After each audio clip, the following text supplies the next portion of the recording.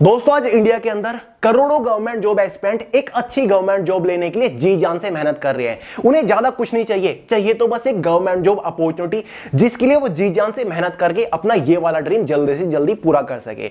लेकिन अगर उन्हें यही एक गवर्नमेंट जॉब अपॉर्चुनिटी ना मिले तो क्या होगा? साल दर साल वो ऐसे ही तैयारी करते रहेंगे, टाइम बीतता रहेगा, उम्र बढ़ती रहेगी और फैमिली की फाइनेंशियल कंडीशन और ज्यादा खराब होती चली जाएगी।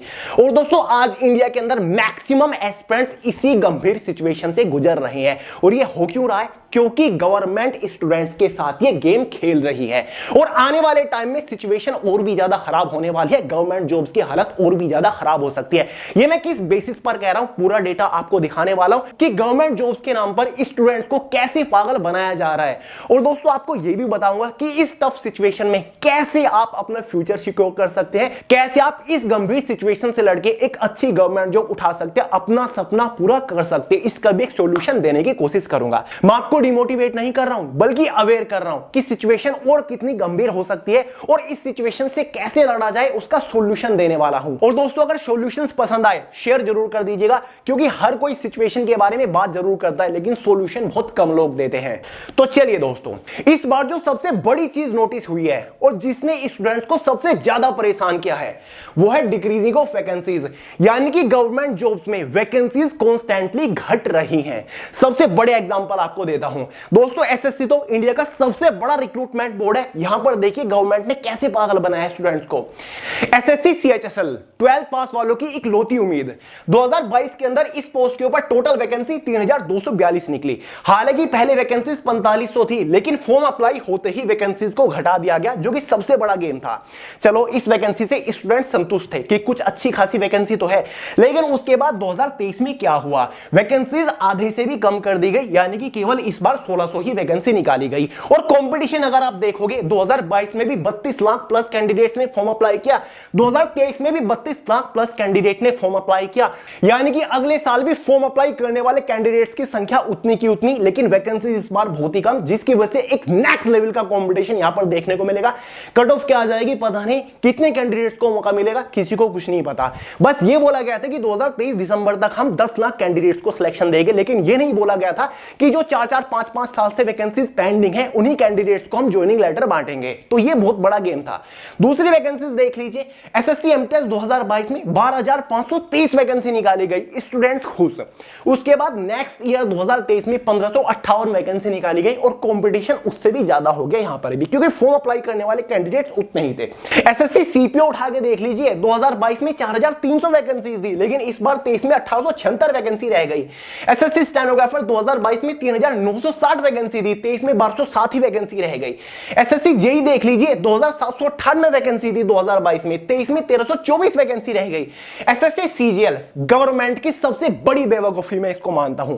अब चाहे कोई भी टीचर हो जिसने सीजीएल क्रैक किया हो या फिर वो कितना भी बड़ा टीचर हो और वो ये बोलता है कि 2022 में 36,000 वैकेंसी निकाली गवर्नमेंट ने, बहुत ही बढ़िया हुआ, मैं मानता हूं बिल्कुल भी बढ़िया नहीं हुआ। स्टूडेंट्स के साथ नाइंसाफी हुई है। इन्होंने क्या किया, 18,000 वैकेंसी निकाली, फॉर्म अप्लाई किए गए, रजिस्ट्रेशन बंद हो गए, उसके बाद इन्होंने वैकेंसी बढ़ाई, यानी कि उन्हीं कैंडिडेट्स को मौका मिल गया जो स्टूडेंट्स ऐसे थे जो कि 15 दिन, 1 महीना, 2 महीना, 3 महीना एज लिमिट कम होने की वजह से फॉर्म अप्लाई नहीं कर पाए, या फिर जो स्टूडेंट अपनी ग्रेजुएशन के फाइनल ईयर के रिजल्ट का वेट कर रहे थे, 15 दिन, 1 महीना, 2 महीने बाद आने वाला था, उनको यहां पर मौका नहीं दिया गया। उन्होंने वेट किया कि नेक्स्ट ईयर हम अप्लाई करेंगे, नेक्स्ट ईयर भी बड़ी वैकेंसी आएगी, लेकिन नेक्स्ट ईयर क्या हुआ, 2030 में केवल 7500 वैकेंसी यहां पर निकली। नए कैंडिडेट्स को मौका यहां पर मिला ही नहीं। मेरा मानना है कि जब भी वैकेंसी बढ़ाई जाए फॉर्म दोबारा से अप्लाई होने चाहिए थे। ऐसा ही इन्होंने सीएचएसएल के साथ किया। 2022 में पहले 4500 वैकेंसी दिखा के फॉर्म अप्लाई करा लिए और उसके बाद इन्होंने वैकेंसी यहां पर डिक्रीज कर दी। अगर सीजीएल में ऐसा करते कि 2022 में 10,000 वैकेंसी निकाल दी, उसके बाद 23 में फिर 10,000, 24 में फिर 10,000, 25 में फिर 10,000, 26 में 10,000, 5 साल तक ये इस वैकेंसी को भर सकते थे, हर एक एस्पिरेंट को बराबर का मौका मिलता। भाई एक साथ हमें इतनी बड़ी भी वैकेंसी नहीं चाहिए और हमें 2-3-4 हजार वैकेंसी भी नहीं चाहिए, हमें पैरेलल वैकेंसी मिल जाए, पैरेलल अपॉर्चुनिटी अपॉर्चुनिटी मिल जाए सभी को बहुत है। हर एक स्टूडेंट दूसरे स्टूडेंट का भला चाहता है, नहीं चाहता कि केवल मेरा ही सिलेक्शन हो। तो ये सबसे बड़ी बेवकूफी मैं मानता हूं। अब गवर्नमेंट क्या एक्सक्यूज देगी कि भाई मिनिस्ट्रीज खाली पड़ी हुई थी, एम्प्लॉइज की जरूरत थी, इसलिए हमने 36,000 वैकेंसी निकाल दी। रेलवे कहां गया? तो भाई रेलवे के बारे में क्यों नहीं सोचा? इतने सालों से 3-4 लाख पद खाली पड़े हुए हैं, इंडियन पोस्ट के अंदर इतने सारे पद खाली पड़े हुए हैं, यूपी पुलिस के अंदर 5 साल से वैकेंसी नहीं निकल रही है, उनके बारे में क्या? उनके अंदर वैकेंसी निकाली? तो ये तो जस्ट एक्सक्यूजेस है गवर्नमेंट के। केवल एसएससी की ये हालत नहीं है, बाकी के जितने भी रिक्रूटमेंट बोर्ड है, जितनी भी गवर्नमेंट जो वैकेंसीज है, सबकी यही हालत है। वैकेंसीज कॉन्स्टेंटली घट रही हैं। आप बैंकिंग सेक्टर उठा के देख लीजिए, आईबीपीएस क्लर्क 2022 में 6035 वैकेंसी निकली थी, उससे पिछले साल 21 में 7858 बड़ी वैकेंसी निकलती थी, 2023 में 4045 वैकेंसी निकले। कॉन्स्टेंटली वैकेंसी घट रही है। कितने लोग को यहां पर मौका मिलेगा? कुछ भी नहीं मिलेगा, क्योंकि प्राइवेटाइजेशन की तरफ गवर्नमेंट बढ़ रही है कि प्राइवेट कर देंगे। जैसे एआई आ रहा है, रोबोटिक्स आ रहा है, तो कम करो, मैन पावर कम करो, खर्चा कम करते हैं, पॉलिटिक्स में इलेक्शन में पैसा लगाएंगे। तो ये गेम चल रहा है। आईबीपीएस पीओ 2022 में 6932 वैकेंसी निकलती थी लास्ट ईयर तक, लेकिन 2023 में 3049, यानी कि आधे से भी कम कर दी गई वैकेंसी। एसबीआई क्लर्क 2020 तक 8500 वैकेंसी निकलती थी जूनियर एसोसिएट के पोस्ट के ऊपर, लेकिन 21 में 5000 वैकेंसी, 22 में 5000 वैकेंसी। इस बार निकलेगी भी या नहीं कुछ पता नहीं अभी तक। एसबीआई पीओ 2021 तक 2000 वैकेंसी फिक्स थी कि भाई 2000 वैकेंसी हर साल आएगी। इस चीज को लेकर कैंडिडेट्स तैयारी करते थे, लेकिन इस पोस्ट के ऊपर भी वैकेंसी घटा दी गई। 2 साल से केवल 1500-1600 वैकेंसी आती है इस पोस्ट के ऊपर। तो भाई बैंकिंग सेक्टर की भी यही हालत है, और इसको तो आप छोड़ दो। बड़ी बड़ी रिक्रूटमेंट जैसे कि आरपीएफ 2019 में पीयूष गोयल जी हुआ करते थे रेलवे मिनिस्टर, उन्होंने पार्लियामेंट के अंदर अनाउंसमेंट करी कि 9,500 हम आरपीएफ कांस्टेबल और सब इंस्पेक्टर की पोस्ट के ऊपर भर्ती निकालेंगे। आज तक वैकेंसी का कुछ भी पता नहीं। ये गेम ही तो है। यूपी सबसे बड़ा स्टेट्स है पॉपुलेशन के मामले में, सबसे ज्यादा गवर्नमेंट जो एस्पिरेंट वहां से आते हैं, उस टाइम पर वहां पे इलेक्शन होने थे। तो भाई गेम खेल दो। आज तक वैकेंसी का कुछ भी अता पता नहीं है, पद खाली पड़े हुए, वैकेंसी नहीं निकाली। स्टूडेंट वेट कर रहे हैं कि बस एक बार यार ये अपॉर्चुनिटी मिल जाए, मैं अपना 100% दूंगा, मुझे और कुछ नहीं चाहिए गवर्नमेंट से, बस ये एक अपॉर्चुनिटी चाहिए, लेकिन नहीं मिल रही है। ऐसे ही यूपी पुलिस कांस्टेबल, भाई आरपीएफ तो सेंट्रल गवर्नमेंट है, स्टेट लेवल की भी यही हालत है, हर स्टेट की यही हालत है। उत्तर प्रदेश पॉपुलेशन के मामले में सबसे बड़ा स्टेट है, ठीक है। वैकेंसी अनाउंस हो रखी है 2019 से कि भाई वैकेंसी निकलेगी, कभी बोलते हैं 15 निकलेगी, कभी 25 निकलेगी, कभी 26, और अब वैकेंसी को बढ़ा के 53,000 कर दिया। इन्होंने अनाउंसमेंट करी कि भाई 15 जुलाई को हम टेंडर निकालेंगे, जहां पर एग्जाम कंडक्टिंग एजेंसी फाइनल हो जाएगी। तो फिक्स है। हालांकि एग्जाम कंडक्टिंग एजेंसी फाइनल करने का प्रोसेस 2 साल से चल रहा है, आज तक इनसे ये प्रोसेस नहीं हुआ है, और आज तक 15 जुलाई को कोई भी टेंडर, कोई भी नोटिस उन्होंने जारी नहीं किया। अब तक टेंडर ही जारी नहीं किया, और ये कहते हैं कि हम दिसंबर 2023 तक भर्ती पूरी कर देंगे, एग्जाम कंडक्ट करा लेंगे। कुछ भी नहीं पता इतनी बड़ी रिक्रूटमेंट का। स्टूडेंट्स बस वेट कर रहे हैं 4 साल से, कुछ भी नहीं पता। पता है सब कुछ गेम है, क्योंकि सारा खेल वोट बैंक का है। 2024 में इलेक्शन है, और यूपी पॉपुलेशन के मामले में सबसे बड़ा स्टेट है, सबसे ज्यादा गवर्नमेंट जॉब एस्पिरेंट भी इसी स्टेट से आते हैं, और सेम गवर्नमेंट है जो सेंट्रल में, वही गवर्नमेंट यूपी के अंदर भी है। तो ये सब वोट बैंक का खेल है। ये यूपी की क्या बात करें, दिल्ली की बात कर लो। DSSS वेरियस पोस्ट के ऊपर एक एग्जाम कैलेंडर जारी होता है भाई 2021 में। 2021 में DSSS का एग्जाम कैलेंडर जारी करता है कि हम 2022 में इन वेरियस पोस्ट के ऊपर वैकेंसी निकालेंगे। लाखों की संख्या में वैकेंसी निकलेगी। क्लर्क, ग्रेड 4 दास, हेड क्लर्क, जेल वार्डन की पोस्ट के ऊपर वैकेंसी निकलेंगे। स्टूडेंट्स खुश, तैयारी में लग गए कि भाई चलो गवर्नमेंट बढ़िया, इसी को हम वोट देंगे, बढ़िया गवर्नमेंट है। भाई 2021 में एग्जाम कैलेंडर होता है, 2023 ऑलमोस्ट जा चुका है, अगस्त महीना चल रहा है, 8वां महीना, कुछ भी पता नहीं, एक भी वैकेंसी इन्होंने नहीं निकाली। तो सबसे बदनाम जो डिपार्टमेंट है वो तो भाई DSSS को मैं कहूंगा, इससे बेकार डिपार्टमेंट में कोई मानता ही नहीं। 2019-18 के एग्जाम अब तक ये कंडक्ट करा रहे हैं, तो इसके भरोसे हम क्या बैठ लें। उसके बाद भाई UPSSC, DSSS को छोड़ो, UPSSC उत्तर प्रदेश का एक आयोग है, भर्ती आयोग। हर इससे बेशरम आयोग में किसी को नहीं मानता। हर साल मुंह उठा के PET preliminary eligibility test conduct करा देते हैं। इन्होंने वादा किया था कि हम हर साल कम से कम 25,000 वैकेंसी इसके थ्रू फिल कर लेंगे। 2021 में एग्जाम हुआ, मुश्किल से भर्ती, एक वैकेंसी इन्होंने निकाली उस पर लेखपाल की, वो अभी तक इन पे पूरी नहीं हुई। 2022 में फिर से एग्जाम कंडक्ट करा दिया। 2022 वाले के अंडर मुश्किल से 3,000 वैकेंसी इन्होंने निकाली होगी, और वो भी अभी तक पूरी नहीं भरी गई। और इतने बेशरम है कि भाई 2023 में इन्होंने फिर से पैटा एग्जाम का नोटिफिकेशन जारी कर दिया कि भाई पैटा एग्जाम दो। खेल जा रहा है यार, 185 रुपए हर साल फॉर्म फीस के तौर पर ले लेते हैं, और वैकेंसी कहते हैं कि हम 25,000 निकालेंगे, 3,000 वैकेंसी इनसे पूरी नहीं हो रही है। तो ये स्टेट लेवल की वैकेंसी की हालत है। एस्पिरेंट तैयारी कर रहे हैं, हर साल 20-25 लाख भी फॉर्म अप्लाई करेंगे, 3 साल हो रहा है, जोड़ के देख लीजिए 60 लाख से ज्यादा कैंडिडेट इकट्ठे हो चुके हैं, एक को भी सिलेक्शन नहीं मिला। 60 लाख कैंडिडेट पैट का एग्जाम दे चुके हैं, कम से कम बता रहा हूं, नहीं तो संख्या करोड़ों में है, और एक का भी सिलेक्शन नहीं हुआ है। 3 साल से पैट एग्जाम दे रहे हैं, तो देखिए क्या गजब हालत है। ठीक है, और इतना स्लो प्रोसीजर सिलेक्शन का, मतलब पूछे ही मत। 2019 तक की वैकेंसी अभी तक पेंडिंग पड़ी है। बहुत सारी चीजें यार बताने को। तो 12th पास वालों के लिए कोई वैकेंसी नहीं आती, CHSL आती है बस SSC के थ्रू, और उस पर भी बहुत ही मिनिमल वैकेंसी। पहले क्या होता था, DRDO के अंदर वैकेंसी निकल जाती थी, NVS के अंदर निकल जाती थी, NYKS के अंदर, KVS के अंदर, ESIC, EPFO, इनके अंदर इस साल कोई भी वैकेंसी देखने को नहीं मिली। 12th पास स्टूडेंट बस 12th करके बैठे, प्रिपरेशन की तैयारी कर रहे हैं और वैकेंसी नहीं आ रही है। 1-2 वैकेंसी थी, वो भी एयरफोर्स वगैरह आर्मी की, वो भी अग्निवीर का खेल उन्होंने कर दिया। तो भाई 12th पास वालों के लिए वैकेंसी नहीं है बेचारों के लिए, ग्रेजुएशन करनी पड़ेगी उनको। ग्रेजुएशन में लगे हुए हैं, तैयारी कर रहे हैं। ग्रेजुएशन तब तक उनकी ग्रेजुएशन होगी, पता चलेगी कि यार ग्रेजुएशन वालों के लिए नहीं वैकेंसी है। जहां 4,000 वैकेंसी निकलती थी वहां 500 वैकेंसी निकल रही है। 1-2 जो DDA वगैरह के अंदर 2-3 साल में 12 पास वालों के लिए जूनियर असिस्टेंट की वैकेंसी निकलती है, तो वहां पर फॉर्म फीस कितनी, 1500, 1000 फॉर्म फीस। ठीक है, जनरल OBC वालों को, हाँ ये तो टाटा बिरला फैमिली से बिलोंग करते हैं, 1000 इनसे लूट लो। कहां से देंगे वो फॉर्म फीस, इतनी फॉर्म ही नहीं अप्लाई कर पाते। बहुत लाखों की संख्या में मुझे कमेंट्स आते हैं, DMs आते हैं कि भैया 12 पास वालों के लिए गवर्नमेंट जॉब बताइए। कहां से बताऊं जब है ही नहीं। रेलवे, ये देखिए गेम है ये, 1,52,000 पदों के ऊपर इन्हें वैकेंसी भरनी है। अनाउंसमेंट बहुत टाइम से हो रखी है, लेकिन आज तक वैकेंसी नहीं भरी गई। CRPF 1,29,000 कांस्टेबल की वैकेंसी हम निकालेंगे, पता नहीं कब निकालेंगे, अनाउंसमेंट करके छोड़ दी कि हाँ स्टूडेंट्स इसके भरोसे बैठेंगे, कम से कम वोट बैंक तो हमारा भर ही जाएगा। इंडियन पोस्ट ऑफिस के अंदर मेल गार्ड की पोस्ट के ऊपर, MTS की पोस्ट के ऊपर 58,000 वैकेंसी 2 साल से इन्होंने अनाउंस कर रखी है, लेकिन वैकेंसी का कुछ भी अता पता नहीं है। साथ ही यूपी पुलिस कांस्टेबल की 52,000 प्लस वैकेंसी अनाउंस्ड है, उसकी तो एग्जाम कंडक्टिंग एजेंसी नहीं फाइनल हुई, इसका क्या भरोसा कर सकते हैं। और वैसे ही बाकी जो यूट्यूब चैनल है, टीचर्स है, वो कोर्स बना के अकाउंट भर रहे हैं। 4 साल हो गए इस वैकेंसी को, इतने कोर्स लॉन्च हो चुके होंगे, मैं आपको क्या बताऊं। साथ ही IRB India reserve battalion GD की 17,000 कांस्टेबल की वैकेंसी, कुछ भी नहीं पता। MES मिलिट्री इंजीनियरिंग सर्विसेज के अंदर 41,822 वैकेंसी का इंट्रोडक्टरी नोटिस जारी है 1-2 साल से। 22 मिड 2022 से 1 साल से जारी है, कुछ भी पता नहीं। ऐसी बहुत सारी रिक्रूटमेंट है स्टेट लेवल की, सेंट्रल गवर्नमेंट लेवल की, जिनका कुछ भी अता पता नहीं है। हालत पूरी खराब करके रखी है इन्होंने। और फॉर्म फीस का ये मुद्दा तो पर्सनली मुझे बहुत दुखी करता है, क्योंकि इस चीज ने मुझे भी बहुत ज्यादा परेशान किया है। मुझे पता है एक कॉम्पिटिटिव एग्जाम एस्पिरेंट की फाइनेंशियल कंडीशन कैसी होती है, वो किस सिचुएशन में गवर्नमेंट जॉब्स की तैयारी कर रहा होता है, और इतनी ज्यादा फॉर्म फीस भरने में उसकी क्या हालत हो जाती है। और 90% स्टूडेंट्स तो काफी सारी अपॉर्चुनिटी को फॉर्म फीस की वजह से ही छोड़ देते हैं, क्योंकि वो फॉर्म फीस अफोर्ड नहीं कर पाते।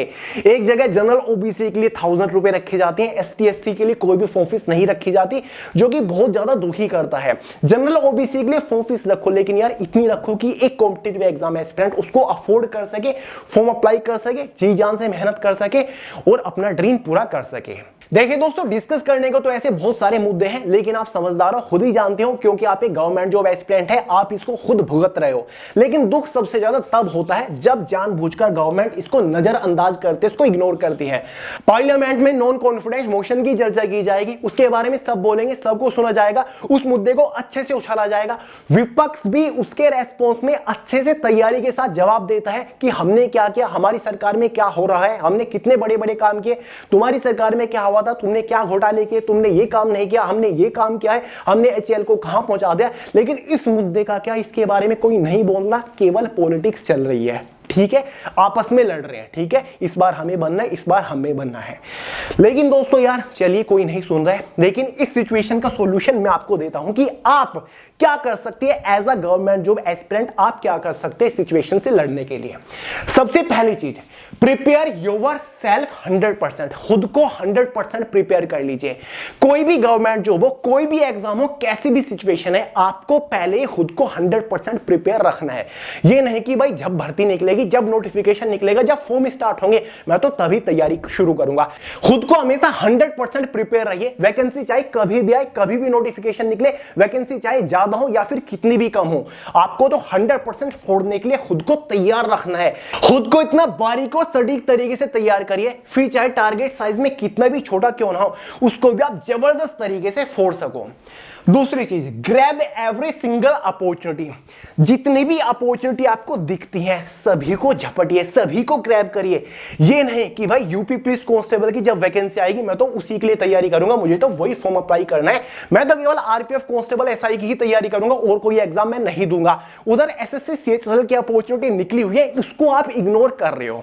काफी सारे लोग खुद को छोटा समझते हैं कि भाई एसएससी लेवल का एग्जाम है, सीएचएसएल को हम क्रैक नहीं कर पाएंगे। हालांकि 12th पास आपने कर रखी है, आप एलिजिबल होते हुए भी उस अपॉर्चुनिटी को इग्नोर कर रहे हो। अपॉर्चुनिटी को इग्नोर मत करिएगा, एक दिन ऐसा आएगा कि अपॉर्चुनिटी आपको इग्नोर करके अलग निकल जाएगी।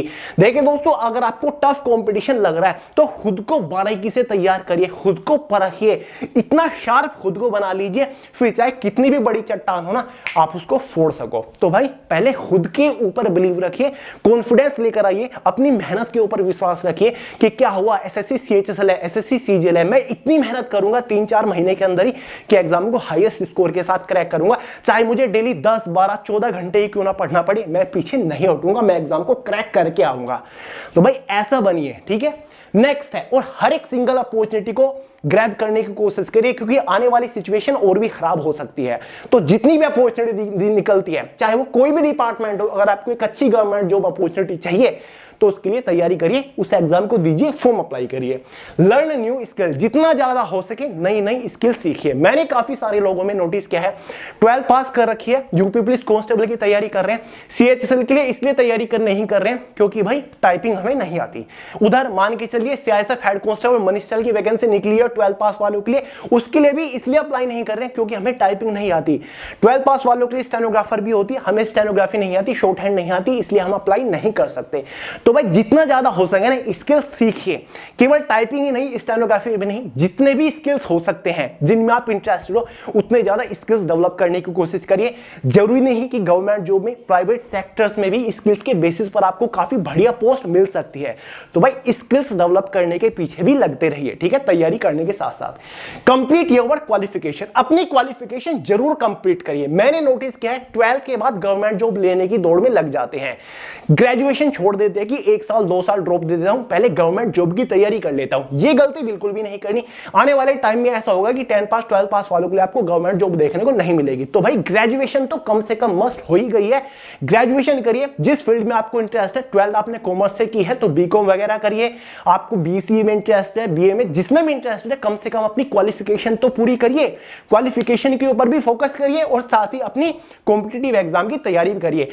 मान के चलिए भगवान न करे अनफॉर्चुनेटली आप गवर्नमेंट जॉब नहीं ले पाए, उसके बाद आपके पास क्या रास्ता बचेगा? आप प्राइवेट सेक्टर की तरफ भागोगे और आपने अपनी क्वालिफिकेशन के ऊपर ध्यान नहीं दिया।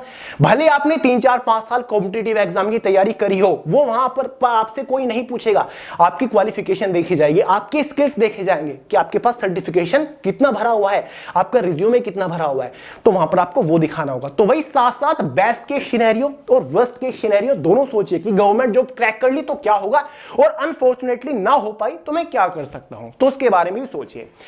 Work to support yourself. देखिए दोस्तों, भले ही आप एक कॉम्पिटिटिव एग्जाम एस्पिरेंट हैं, आप स्टूडेंट हैं, 2-3 साल से आप तैयारी कर रहे हैं, आपने क्वालिफिकेशन पूरी कर ली, 12th पास कर लिया, फिर ग्रेजुएशन कर लिया, आप तैयारी कर रहे हो, बहुत ही अच्छी बात है। लेकिन यार काम करिए, खुद को कम से कम खुद को सपोर्ट करने के लिए काम करिए, खुद की पढ़ाई का खर्चा उठाने के लिए काम करिए, ठीक है। फैमिली को थोड़ा सा सपोर्ट करिए, ये नहीं कि फैमिली आपका खर्चा उठा रही है और आपकी एज हो रही है 22-23 साल। देखिए छोटा ही करिए लेकिन काम करिए जहां से आप एक साइड इनकम जनरेट कर सको। वो कुछ भी हो सकता है, आप 3-4 साल से कॉम्पिटिटिव एग्जाम की तैयारी कर रहे हो, इतना एक्सपीरियंस हो चुका है, आप दूसरे स्टूडेंट्स को पढ़ा सकते हो, किसी कोचिंग इंस्टीट्यूट के जो ऊपर जाकर आप एज अ टीचर पढ़ा सकते हो, या फिर आप टाइपिंग के प्रोजेक्ट उठा सकते हो ऑफलाइन मार्केट से, साइबर कैफे से। मैंने खुद किया है, 12th के बाद ही मैंने इनकम जनरेट करना शुरू कर दिया था। जो स्कूल्स हैं उनके पेपर में टाइप करता था, 12th का रिजल्ट आने से पहले मैंने टाइपिंग की स्पीड ले ली थी कम से कम 35 से 40 वर्ड पर मिनट। स्कूल के पेपर मैगजीन में टाइप करता था दोस्तों। तो टाइपिंग का काम मैं बहुत पहले से कर रहा हूं, स्टेनोग्राफी मैंने जस्ट आफ्टर 12th ही सीख ली थी। तो काम करिए, ठीक है। ताकि जो ऐसे फॉर्म है जिनकी फॉर्म फीस 1,000-1,500 रुपए है, लेकिन पोस्ट अच्छी है, डिपार्टमेंट अच्छा है और आप फॉर्म फीस की वजह से फॉर्म अप्लाई नहीं कर पा रहे हैं, ये सिचुएशन नहीं होनी चाहिए। कम से कम इतना आप खुद का जुगाड़ कर लो कि हाँ मेरे पास थोड़ी सी इनकम है, मैं ये 1,000 रुपए वाला फॉर्म भर सकता हूं, मैं अपनी फॉर्म फीस दे सकती हूँ या फिर बुक परचेज कर सकते हो या फिर ये कोर्स में परचेज कर सकता हूं। ठीक है, तो कब तक पेरेंट्स के भरोसे बैठे रहोगे, क्योंकि वो भी तो आपके भरोसे बैठे हैं। तो यार काम अभी से करना शुरू करिए। ये नहीं होता कि मैं तो 18 साल का हूं, 20 साल का हूं, मैं अभी से क्यों करूंगा, जब 28-30 का हो जाऊंगा जब काम करना चाहिए, ऐसा कुछ नहीं है। काम करना अभी से शुरू करिए, तभी कुछ बेनिफिट होगा। तो भाई ये कुछ सॉल्यूशन है, और भी कुछ सॉल्यूशंस है, मैं आपको देता रहूंगा आगे की वीडियोस में। बाकी गवर्नमेंट तो हमारी सुन नहीं रही, कुछ करेंगे इसके बारे में भी तो जल्दी ही, लेकिन मैंने आपको अवेयर कर दिया कि सिचुएशन कैसी भी हो सकती है। आपको हर एक टाइप की सिचुएशन के लिए 100% रेडी रहना चाहिए। ठीक है, आने वाले टाइम में सिचुएशन कुछ भी हो सकती है, उसके बारे में हम नहीं सोचते। कंपटीशन बुरी तरीके से बढ़ रहा है, आपको भी पता है। तो भाई अपने गोल को अचीव करने के लिए जान लगा दीजिए। भले आपको डेली 10, 12, 15, 20 घंटे क्यों ना पढ़ना पड़ जाए, लेकिन आपको पढ़ना है, अपना जो गोल है उसको ग्रैब करना है, पूरी मेहनत के साथ आपको आगे बढ़ते रहना है, बिल्कुल भी ढील आपको नहीं देनी। तभी आप इस टफ कंपटीशन में एक अच्छी रेप्यूटेड गवर्नमेंट जॉब उठा पाओगे। ढील बिल्कुल भी नहीं देनी है, मेरी इस बात को माइंड के अंदर सेट कर लीजिए। ठीक है, ये कुछ नहीं होता कि रेस्ट कर लूं, 2 घंटे पढ़ते पढ़ते मैं थक गया हूं। नींद लेनी जरूरी है, खाना जरूरी है, एक टाइम खाओगे तो कोई दिक्कत नहीं हो जाएगी। तो भाई पढ़िए, प्रिपरेशन को बिल्कुल भी कॉम्प्रोमाइज नहीं करिए। आप एक टाइम का खाना कॉम्प्रोमाइज कर सकते हो, एक टाइम की नींद कॉम्प्रोमाइज कर सकते हो, लेकिन प्रिपरेशन को आप कॉम्प्रोमाइज नहीं कर सकते, वो आपको साथ साथ लेकर चलना पड़ेगा। प्रिपरेशन यहां पर मेहनत आपकी फर्स्ट प्रायोरिटी है, बाकी सब बाद में है। और हाँ दोस्तों, अगर मुझसे कुछ मेजर पॉइंट्स कवर हुए बिना रह गए हो तो कमेंट करके जरूर बताइएगा, नेक्स्ट वीडियो में उनको भी जरूर हाईलाइट करेंगे। और हाँ, जितने भी टीचर्स हैं उनसे भी मैं अपील करना चाहूंगा कि इस मुद्दे के ऊपर बात करें। टीम वर्क बहुत ज्यादा काम करता है, अगर इस मुद्दे को हम साथ मिलकर उठाएंगे तो डेफिनेटली कुछ होगा। क्योंकि पास्ट में भी हमने देखा है, चाहे वो एनटीपीसी का एग्जाम हो, ग्रुप डी का एग्जाम हो, या फिर बड़ी बड़ी वैकेंसीज हो, या फिर एज रिलैक्सेशन में हो, ये चीज काम की है। तो इसके ऊपर मिलके काम जरूर करेंगे, मिलके मुद्दे को उठाएंगे। अगर आप वीडियो शेयर करोगे तो डेफिनेटली बेनिफिट होगा, हम साथ मिलकर चलेंगे। तो चलिए दोस्तों, ये वीडियो पसंद आई हो लाइक करिएगा और शेयर जरूर कर दीजिएगा हर एक फ्रेंड के साथ, हर एक टीचर के साथ, जहां तक भी आप कर सकते हो। और चैनल को सब्सक्राइब जरूर कर लीजिएगा। मिलते हैं यार अगली वीडियो में बहुत ही जल्द, तब तक के लिए जय हिंद।